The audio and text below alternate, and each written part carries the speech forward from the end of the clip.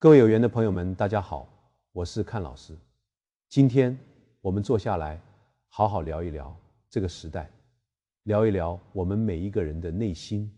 聊一聊在这个波澜壮阔却又暗流涌动的时代交替之际，我们究竟该何去何从？从2024年开始，按照我们老祖宗传下来的3元9运的宇宙时间法则，我们正式踏入了第9运。也就是大家现在经常听到的离火运。离卦在八卦中代表着火，代表着光明，代表着美丽，但同时它也代表着中虚，代表着精神，代表着灵魂深处的自考与考验。很多朋友经常满怀焦虑地问我，看老师，离火运到底意味着什么？是新的发财机会吗？是科技再次的狂飙途径吗？我总是告诉他们，离火运真正的核心根本不在于外在物质的极度繁荣，而在于人类内在精神的一场浩劫与重生。这是一场关于灵魂的淬炼，谁也无法逃避。在这个当今的时代，你我都身处其中，你可以真切地感受到人类社会的物质财富正在以一种前所未有的速度，一种令人瞠目结舌的方式在疯狂的增长。我们住进了高耸入云的高楼大厦，我们开上了风驰电掣的汽车，我们的智能手机可以瞬间连接整个地球的任何一个角落。我们想吃什么山珍海味，想用什么奇珍异宝，只要动动手指，立刻就能送到面前。按理说，生活在这样一个物质极度充裕、科技如此发达的时代，我们应该感到无比的幸福，无比的充实，无比的安宁才对。可是事实真的是这样吗？请大家静下心来，扪心自问，当夜深人静，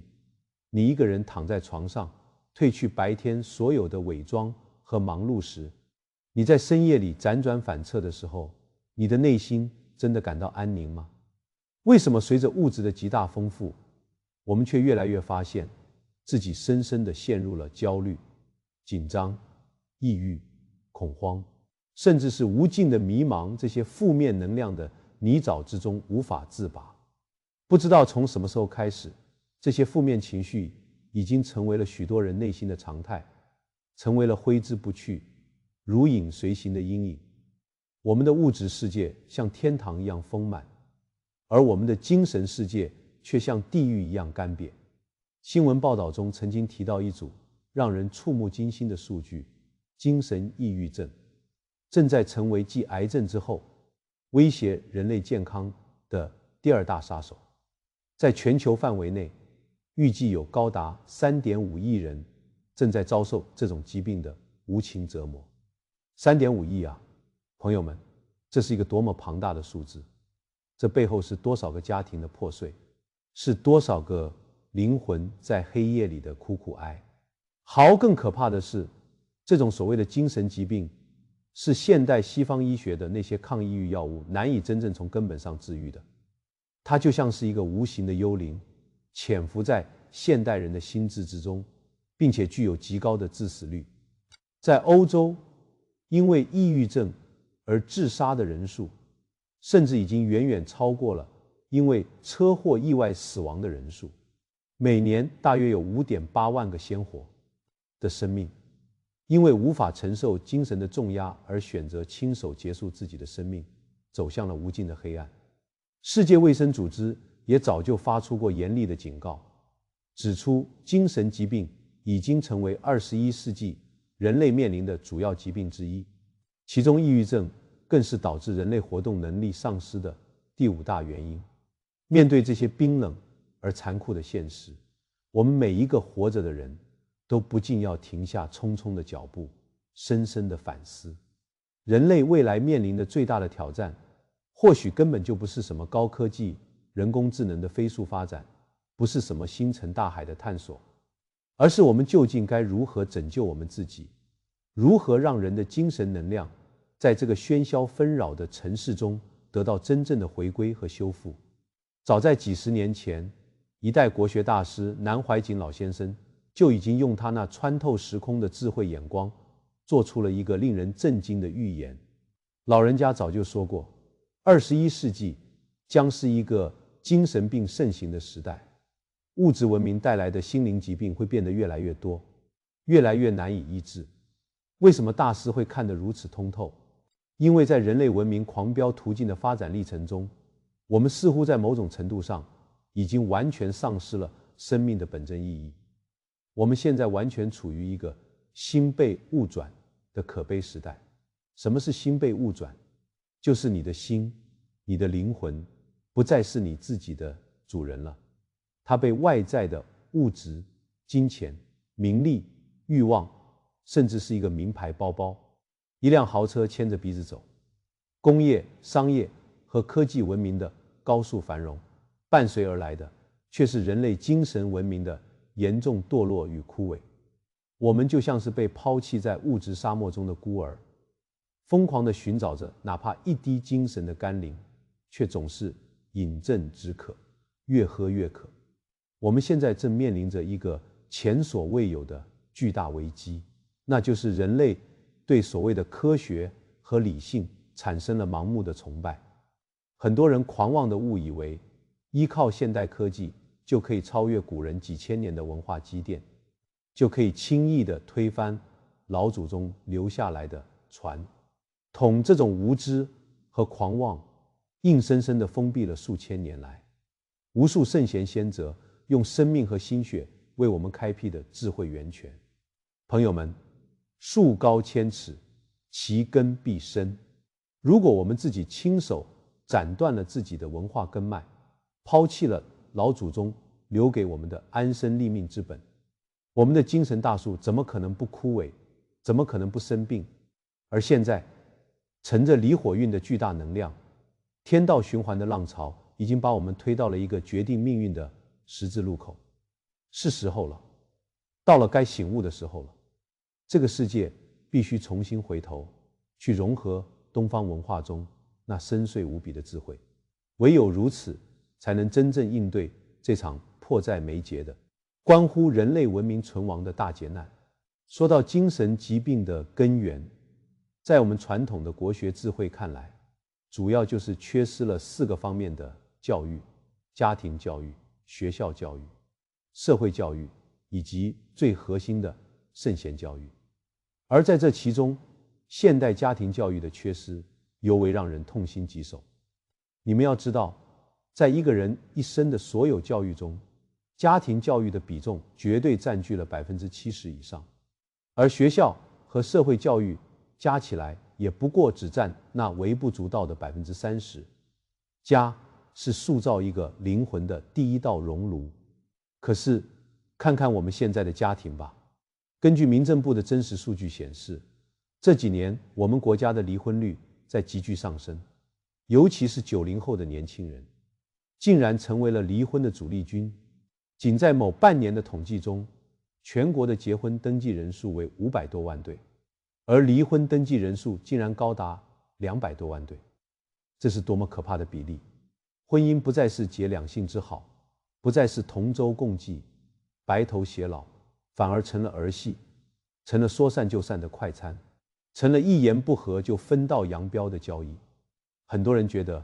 离婚是我们大人之间的事，只要我们给孩子足够的抚养费，孩子一样能好好长大，吃穿不愁。错，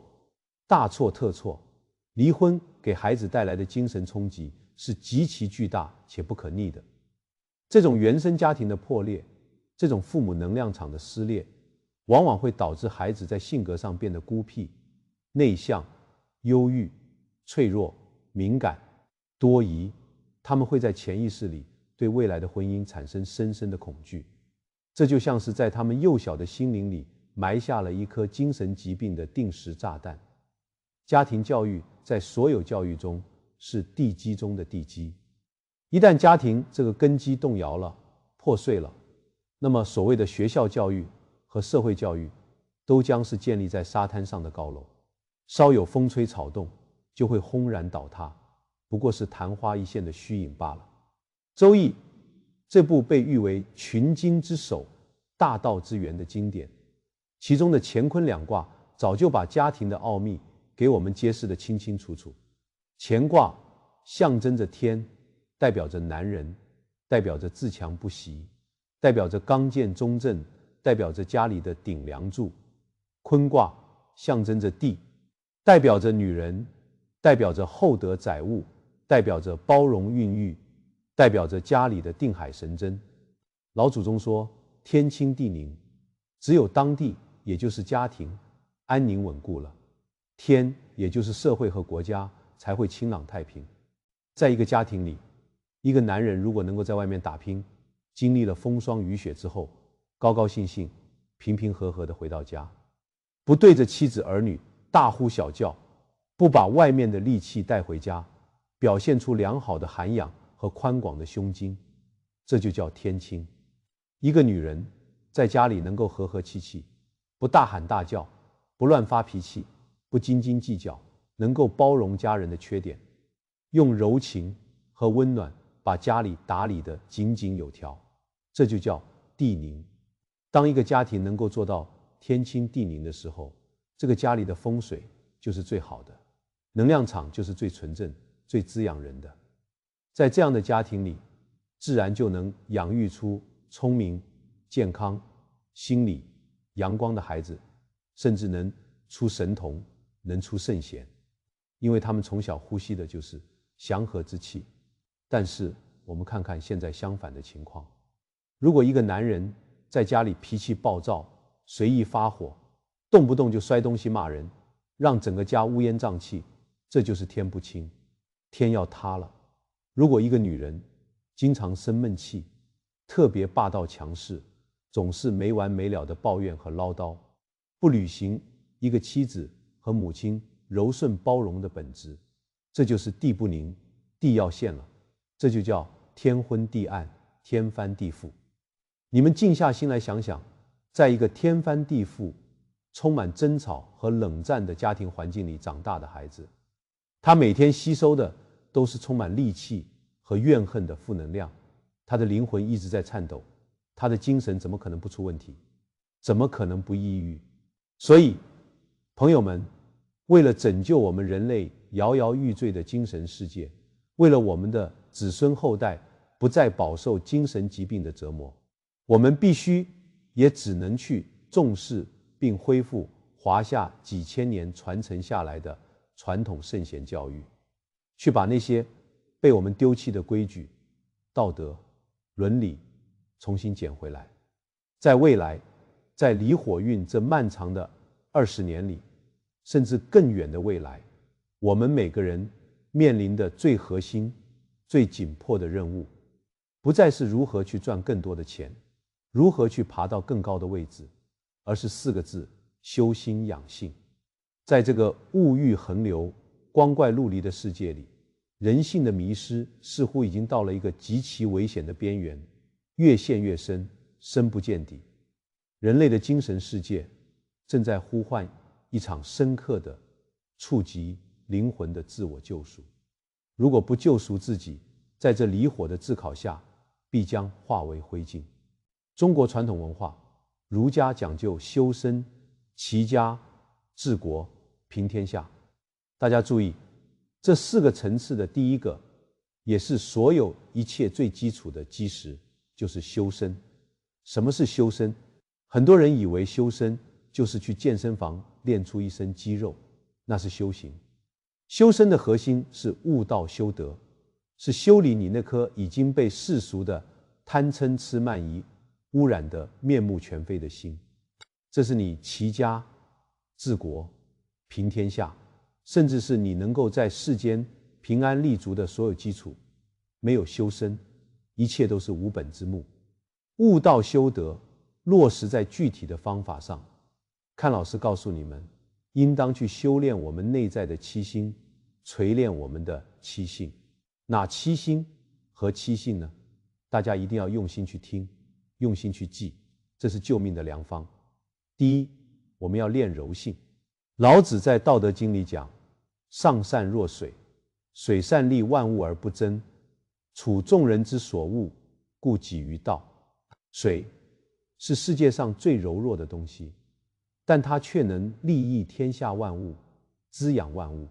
从来不与万物去争高低。哪怕你拿最锋利的刀去砍水，也无法斩断它。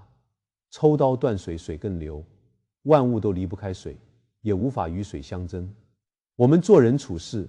在这个暴躁的、处处都充满了竞争和对立的时代，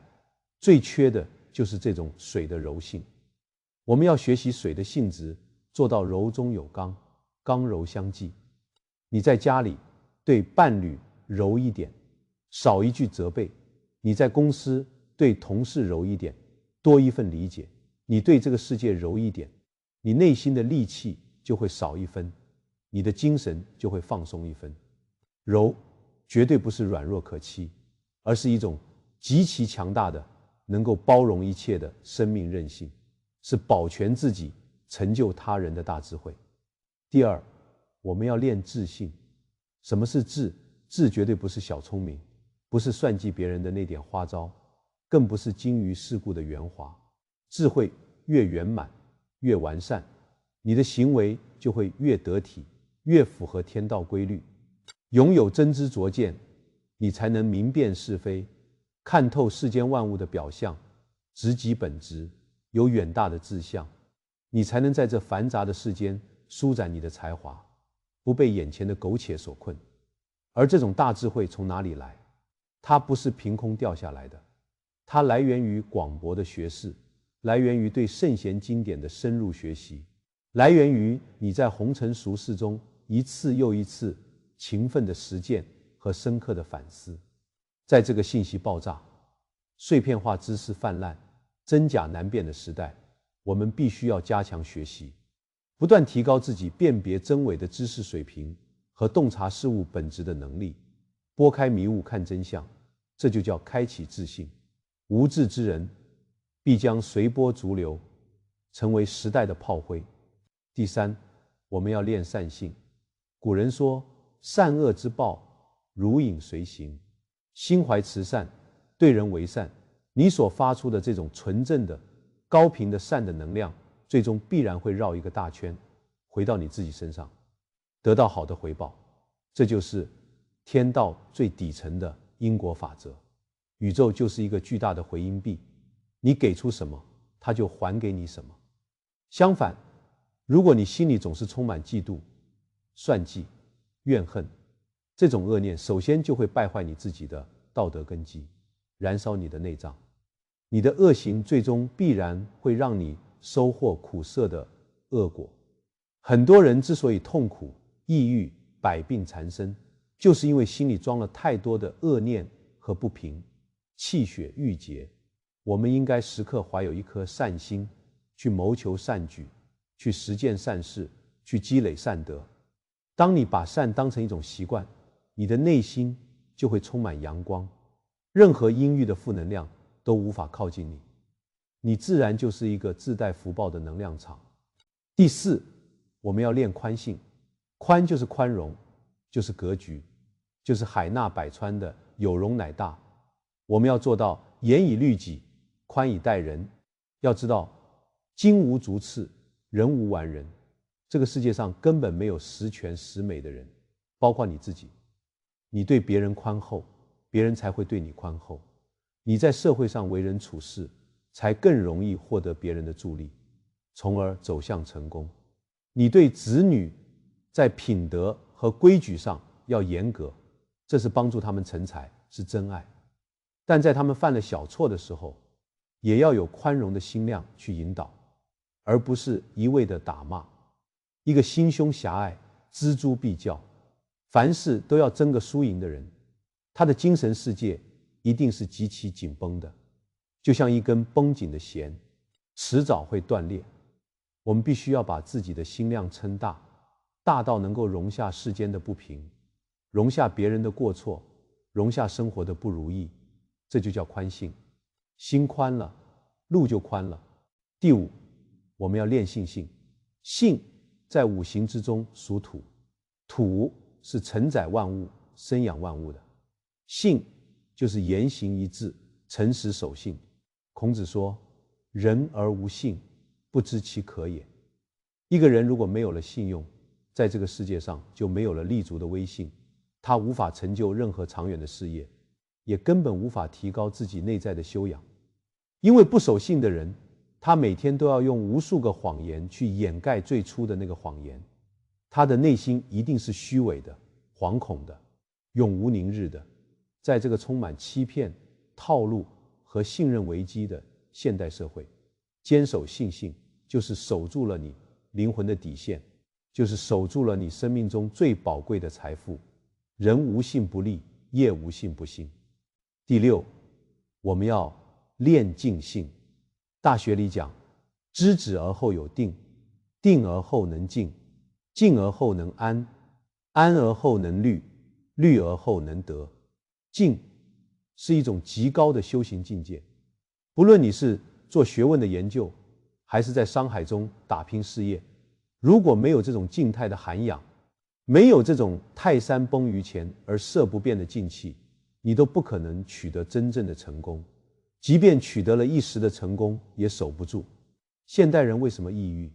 就是因为太躁了，眼睛死死盯着外面的花世界，心神向外狂奔，完全收不回来。魂不守舍，怎么能不病？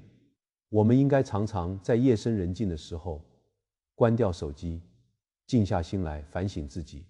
关照自己的念头，观察周围的人和事。只有在极度的静中，你才能生出真正的智慧，才能看清未来的方向，才能在这个复杂多变的世界里做到恰到好处的行动。静能生慧，水静极则形象明。第七，我们要练谦信。易经64卦中唯一一个六爻全吉的卦就是谦卦，满招损，谦受益，这是亘古不变的天道规律，谁也无法违背。一旦一个人内心开始滋生骄傲，觉得自己了不起，觉得自己比别人强，看不起这个看不起那个，那么这就是他开始退步，甚至走向灾祸和堕落的开始。天欲其亡，必令其狂。因为骄傲会蒙蔽你的双眼，让你看不清真相，让你听不进忠言，让你失去所有人的帮助。在这个强调自我、张扬个性的浮躁时代，我们更应该时刻保持谦逊和谨慎，把自己放在最低处，像大海一样去汇聚百川，坚决避免骄傲和急躁。越是饱满的麦穗，头低得越深。这七性字字千金，是我们对治现代精神危机、应对离火运考验的无上法宝。过去我们经历的八运是艮土运，土主房地产，主物质，主固执。所以过去那20年，大家都在疯狂地追求财富，追求看得见摸得着的房子、车子、票子。那是一个物质极度膨胀的时代，但同时那也是人心变得越来越坚硬，越来越功利，越来越冷漠的时代。而现在天道轮回，星移斗转，离火运，这个精神回归的时代已经真真切切势不可挡的来临了。各位朋友，你是否敏锐地感受到了这种天地间能量的巨大变化？离火烧掉的是虚假的繁华，是贪婪的欲望，照亮的是我们隐藏在深处的灵魂，是生命的真相。在离火运的时代，你会发现越来越多的人开始觉醒了，他们开始开悟了，他们不再仅仅满足于物质的享乐，不再把人生的全部意义寄托在一串串冰冷的数字上，而是开始从认知上寻求深度的自我提升。他们愿意投入更多的时间、更多的精力，甚至是金钱，去学习传统文化，去呵护自己的身体和心灵。他们开始懂得顺应自然的规律，去保持内心的那种不假外求的平和与喜悦。当你不再疯狂地向外索取，当你开始安静地向内探求的时候，天地间的纯正能量自然而然就会向你聚集，你的生命状态就会发生翻天覆地的改变。在离火运的时代，越来越多的人会从虚幻的名利场中抽身出来，开始重新重视家庭。在繁重疲惫的工作之余，他们会把更多的心思放在提高家庭生活的精神品质上，因为大家都开始痛定思痛地明白，家才是我们生命的根基，是我们每一个人在风雨飘摇的城市中最温暖、最安全的归宿。我们应当用心去打理好家庭，把外面沾染的负能量挡在门外，让家真正成为爱与理解的港湾，成为我们滋养灵魂的道场。回归家庭就是回归生命的本源。在离火运的时代，身心必须归位。越来越多的人开始停下匆匆的脚步，深刻地思考生命的深层价值，不再随波逐流，不再人云亦云，而是主动地去给自己的人生赋予神圣的意义。人生绝对不再只是几十年的吃喝拉撒和物质的疯狂追求。如果仅仅是那样，那跟动物有什么区别？人生是一场灵魂的深度修行。我们借由这个肉身来到这个世界，是为了经历，为了醒悟，为了还债，为了报恩。肉体终有一天会衰老，终将化为一抹黄土。但你那觉醒的灵魂，你那美好的思想和纯善的意念，将与大道同在，永存不朽。各位有缘人，各位正在听我讲话的朋友们，请你们牢牢记住，我们这一生真正的使命，不是去征服外在的世界，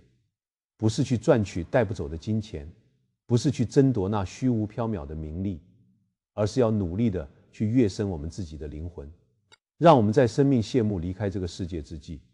我们的灵魂能够比当初刚刚降生开幕之时更加的纯粹，更加的圆满，更加的光明，更加的通透。这才是人生的终极意义。愿各位有缘的朋友都能在这离火大运中洗尽铅华，见性明心，找到属于自己灵魂的归宿。感谢大家的聆听，祝大家